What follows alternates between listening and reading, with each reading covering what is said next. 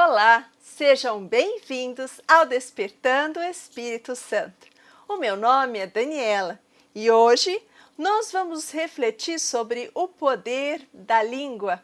Vida e morte estão no poder da nossa língua, das palavras que nós proferimos aos outros e sobre nós mesmos. E nós queremos refletir profundamente à luz da carta de São Tiago. Mas antes, eu quero convidar você a se inscrever no canal, a fazer parte comigo desse número de pessoas que desejam ser movidas e instruídas pelo Espírito Santo. Convido você também a dar o seu like, que é o sinal de positivo, logo aí embaixo da tela, para que outras pessoas saibam que você gostou do vídeo. E também te convido a compartilhar com aquelas pessoas que você sabe que precisam ouvir a palavra de Deus, se tornando assim um semeador da boa e nova palavra nos corações. Vamos para o vídeo?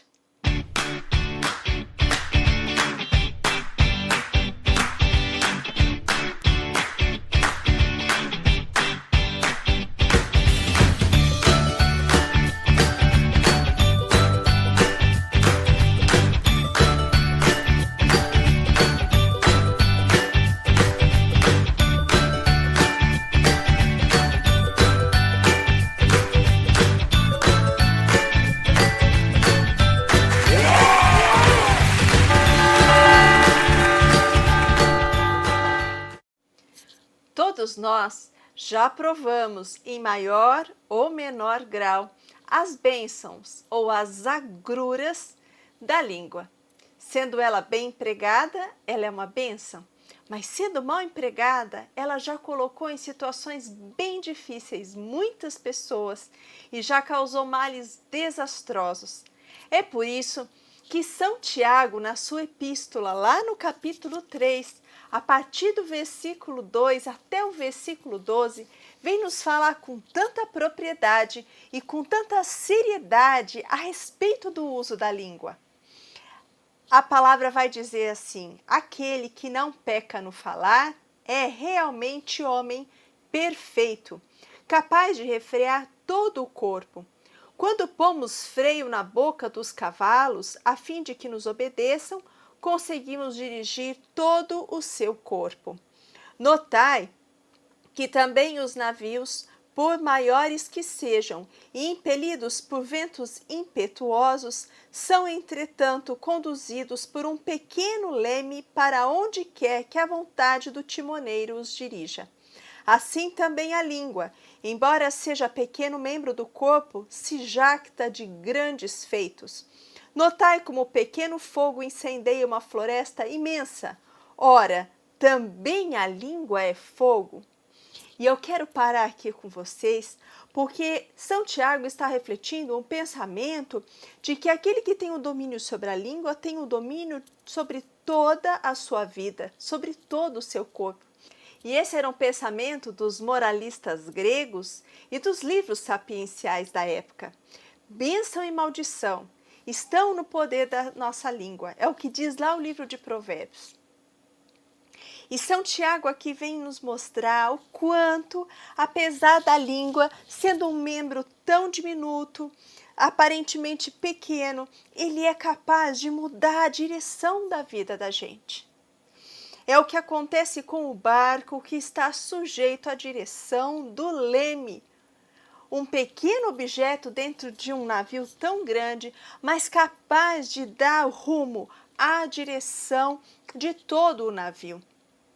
São Tiago vai dizer que a língua é fogo. Se nós formos fazer uma comparação e nos lembrarmos a respeito do que Atos dos Apóstolos nos diz lá em Pentecostes, nós vamos nos lembrar que os apóstolos estavam reunidos no cenáculo com Maria. E então o Espírito Santo vem como línguas de fogo, se reparte sobre cada um deles. E lá em Pentecostes, o texto vai ser muito claro ao dizer que o Espírito Santo veio sobre eles como línguas de fogo. A mesma expressão utilizada aqui por São Tiago, quando diz que a língua é fogo. Veja, O Espírito Santo poderia ter sido simbolizado naquela passagem de Atos de muitas formas. Poderia ter sido simbolizado como uma pomba, como um coração e tantos outros. Mas quis a palavra nos dizer que o Espírito Santo veio sobre eles como línguas de fogo, não só para representar o dom de línguas ou conhecimento de muitos idiomas, mas para nos mostrar a força que a palavra tem se ela estiver calcada na ação do Espírito Santo. Palavras de verdade, palavras de caridade. Nós teremos realmente uma gama de situações bem-sucedidas se as nossas palavras forem guiadas por sabedoria e bom conselho. E as consequências também serão desastrosas se a palavra vier sem nenhum tipo de filtro e sem nenhum tipo de controle. O rei Davi sabia que sozinho ele seria incapaz de controlar a sua própria linguagem.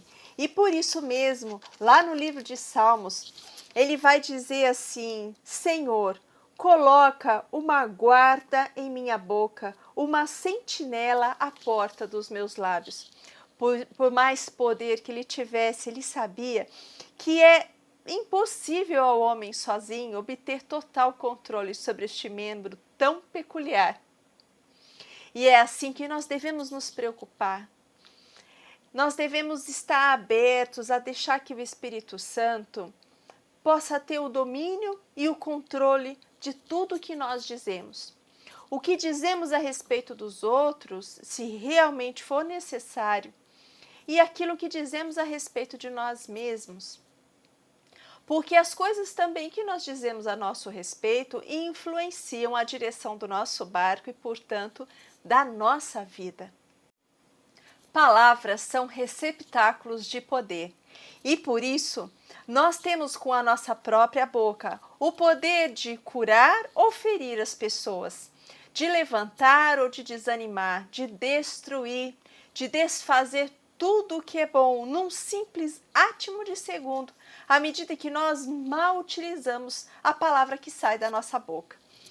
E o uso da palavra é algo tão sério que São Tiago ainda vai nos falar lá no capítulo 1, versículos 26, que se alguém se considera religioso e não refreia a sua língua, engana-se a si mesmo e a sua religião não tem valor algum. Essa é uma palavra forte para nós que nos consideramos cristãos, não é verdade?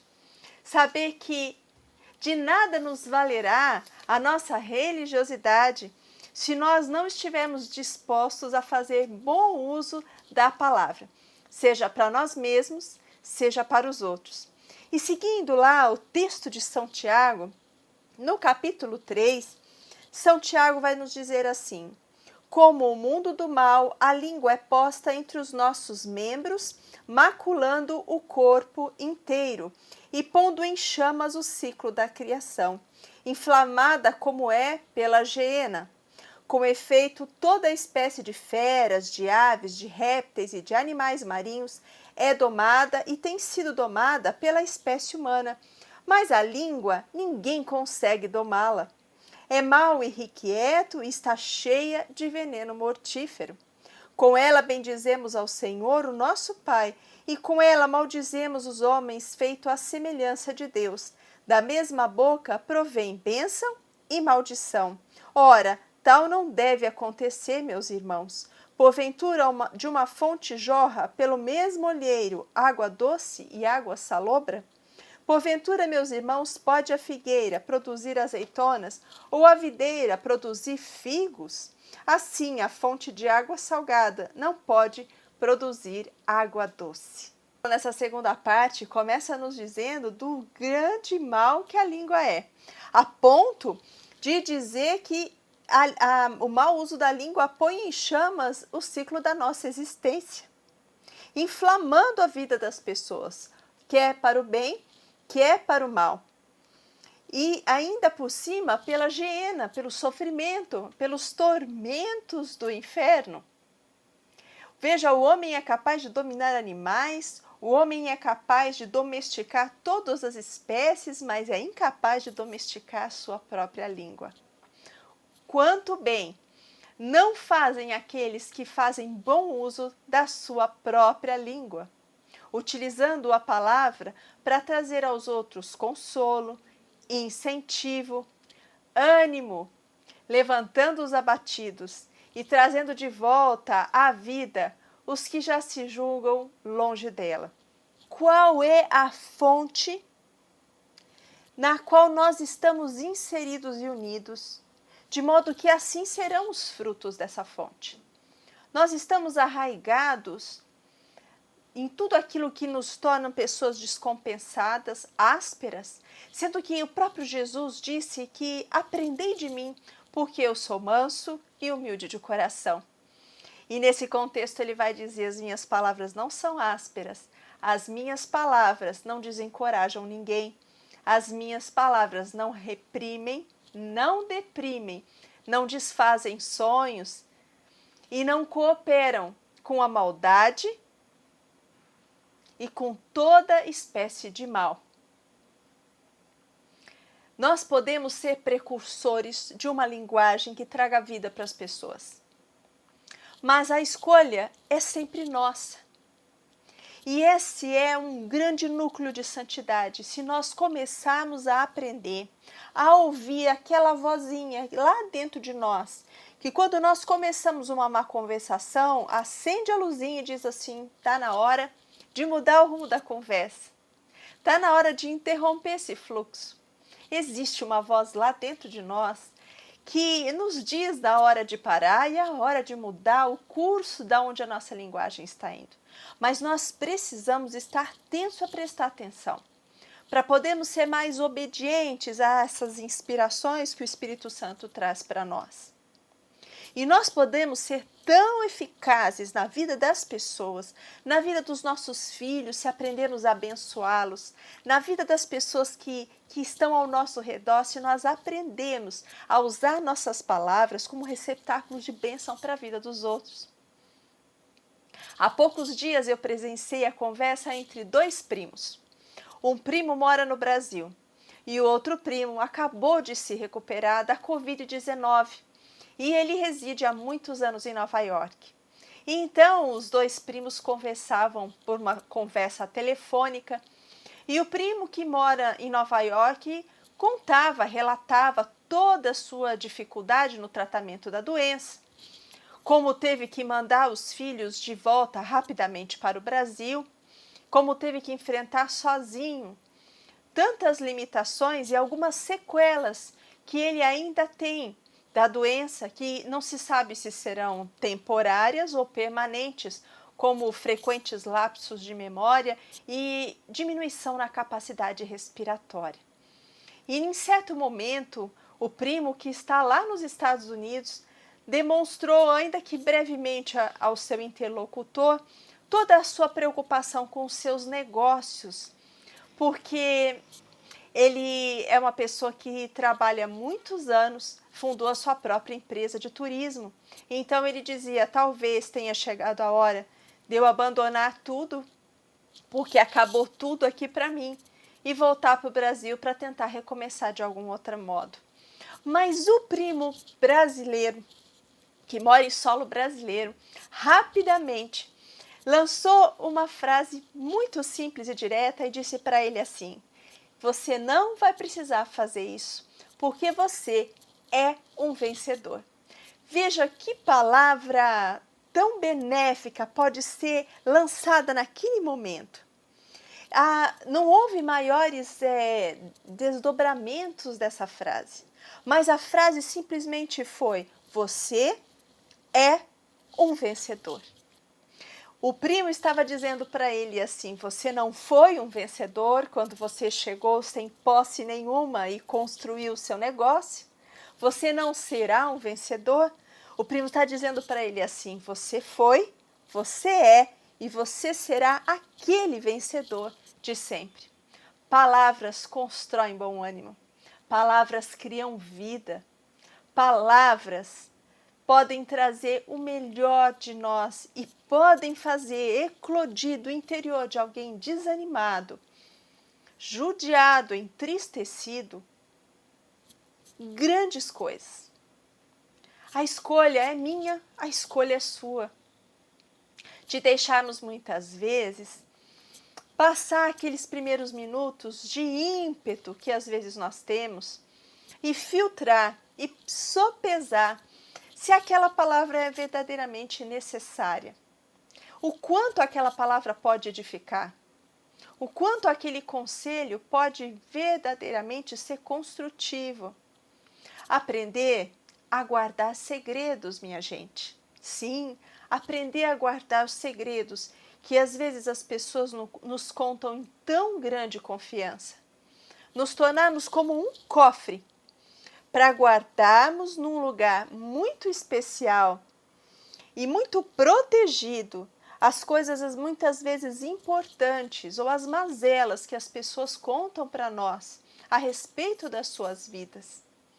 E começar a partir de hoje dizendo para si mesmo que você é capaz, que você é inteligente, que você consegue, que você tem alegria, que você é amado por Deus e que até mesmo aquelas coisas que até agora ainda não deram certo, elas possuem a capacidade de dar certo, porque é apenas uma questão de tempo, de empenho e muitas vezes também de oração. Espero que você escolha as melhores palavras, como quem colhe flores de um jardim. Escolha os girassóis que se viram para a direção do sol. Essas serão sempre as melhores palavras. As palavras que olham para Cristo e se perguntam o que Ele diria no meu lugar. Se nós nos movemos por esse ímpeto, por essa regra de ouro, nós plantaremos ao nosso redor palavras de vida eterna, palavras que vão alcançar as pessoas ao nosso redor, palavras que serão um grande refrigério para as pessoas que estão conosco, desanimadas, entristecidas, vivendo momentos tão difíceis como esse, por exemplo. Eu convido você a fazer as suas boas escolhas nas suas palavras, que suas palavras sejam sempre palavras de bênção. Por isso nós queremos, neste momento, pedir ao Divino Espírito Santo que venha para nós, sobre todos nós. Espírito Santo, nós queremos submeter a nossa língua, a nossa linguagem, as nossas palavras a Ti, pedindo, Espírito Santo, que você venha nos dando palavras com mais docilidade, que você envie sobre nós o Teu Espírito de sabedoria, de conselho, que nós possamos espalhar ao nosso redor palavras de encorajamento, palavras que construam, palavras de bênçãos, que nós possamos abençoar os nossos filhos, os nossos pais, as pessoas que estão ao nosso redor, as pessoas que trabalham conosco, as pessoas que trabalham para nós. Que haja um ambiente de uma linguagem que transmita a bênção, não de um jeito infantil, ou propositadamente, sempre cheio de um positivismo irreal, mas palavras que buscam sempre o melhor, que tragam para as pessoas sempre o melhor. Vem Espírito Santo de Deus, doce Espírito, vem ser o timoneiro do nosso navio, vem ser você a guiar a nossa língua, que cada vez mais dentro de você e dentro de mim, a força do Espírito Santo esteja tão latente que você escute aquela voz que diz a hora de parar ou a hora de dizer coisas necessárias para a edificação dos outros e para a sua própria edificação. Tudo isso nós te pedimos, Espírito Santo, em nome de Jesus, porque a tua palavra diz que a boca fala aquilo que o coração está cheio. Que os nossos corações estejam cheios da ação do Espírito Santo, cheios da bondade e do amor de Deus, que nos cura, que nos liberta, que nos guia e faz de nós fontes, receptáculos de bênçãos para os outros. Amém. Fique com Deus e até a próxima.